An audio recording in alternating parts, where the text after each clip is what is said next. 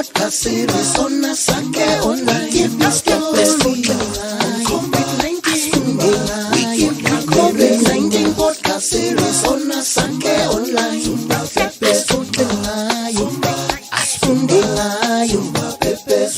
You are listening to the COVID-19 podcast series brought to you by Asake Online.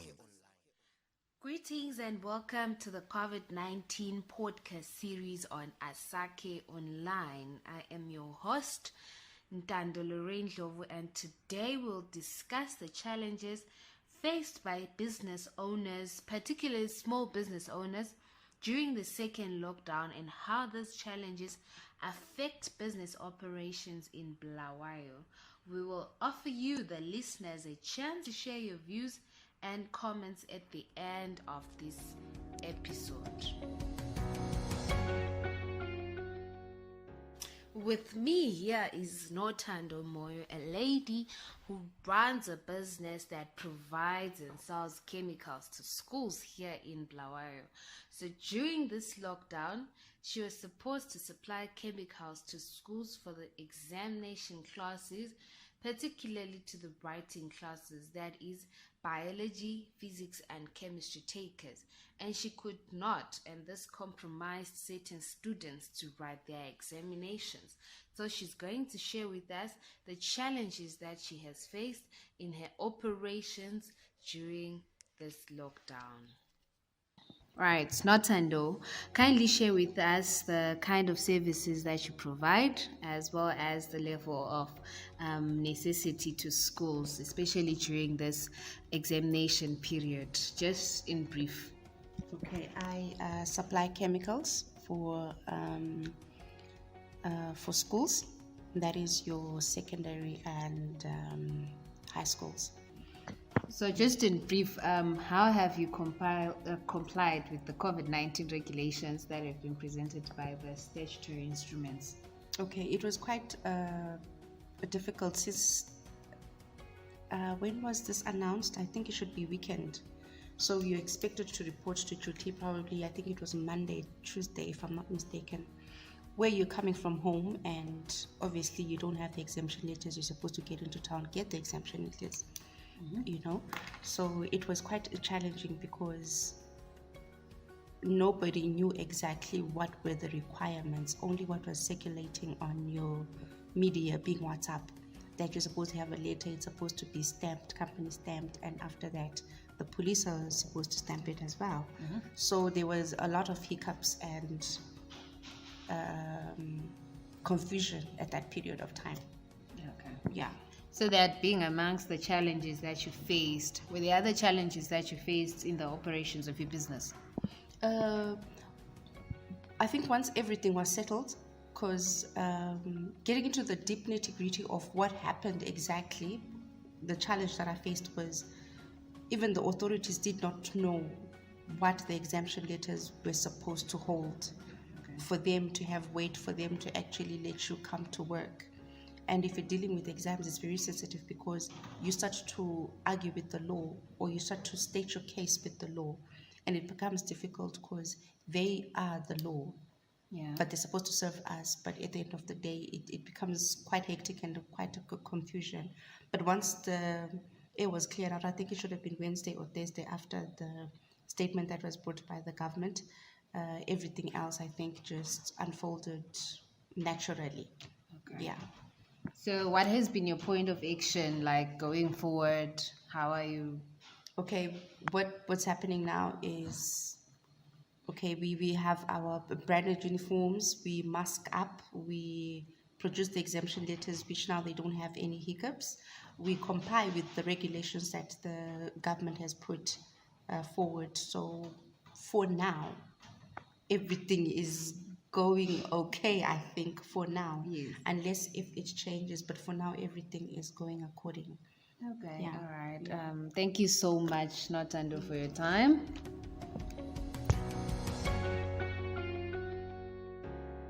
Stay tuned for more after the break. You are listening to the 19 series podcast on Asake Online. Make sure to subscribe on site ZWNKFM. Follow Side ZW on Facebook and Twitter to get the latest podcast on COVID-19 issues. Welcome back to the COVID-19 podcast series on Asake Online. With me now is Tabon Taisi, who owns a small business in the construction industry. So he has faced certain challenges with his business operation, as his job requires him to be on site every now and then to assess the type of job that he has to do. So without wasting much of your time, let me engage Tabo.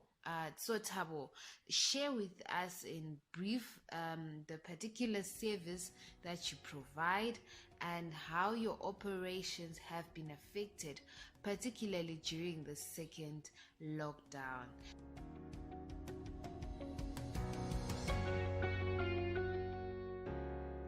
Salibonani bantu abahle bakobulawayo, igama lami mina ngiuThabo Clifford Ntaisi.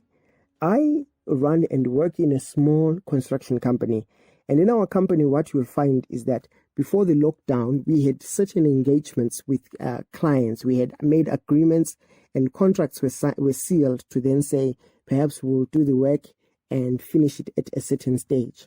But ngenxa ye-COVID regulation le ebuyileyo, a pronouncement, a lockdown, we have failed to actually go to the sites where we had promised our clients that we would finish the work. This is due to the fact that we are not deemed an essential service. You will find that the only people being given letters are those being deemed as essential services. However, for some of us, then besokuthokhona sihlale phansi sime sihlale emakhaya.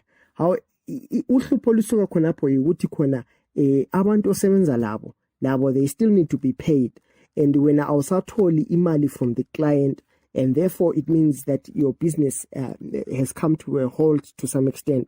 If mhlawumbe sithi utshontshile wayafika ku site, uzathi nxa usasendleleni umiswe ngamapholisa utholakala ukuthi awulamaphepha, uwehliswe ebhasini kumbeni izinto ezifana lazona lezo, genuinely uhamba usesebenza awuyadlala edolobheni, uzama ukuthi lifeed ama-families. However, now because of this challenge yokuthi kuswelakala amaphepha kuba nzima, mhlawumbe lakho sithi uze wafika ku site uzafika sokulate, ususebenza sokusemini, sikuthi usiyachama half day, uchaye half day, ngabe ubalekile ukuthi ungabanjwa yi-curfew ntambama futhi.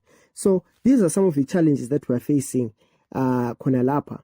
What I would like to say maybe as an encouragement to my brothers in the construction industry, yukuthi mhlawumbe let's work together.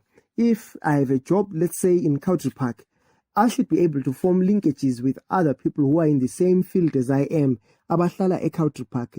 Sibonisana ukuthi singasebenza kanjani. Instead of ukuthi umfowethu lo ongubhilida osuka enkulumane asuke enkulumane esiyafika khonale, mhlawumbe umuntu oseCountry Park esengangincedisa angiphathise ngokubambana kwethu as abantu abaku-industry yona leyo.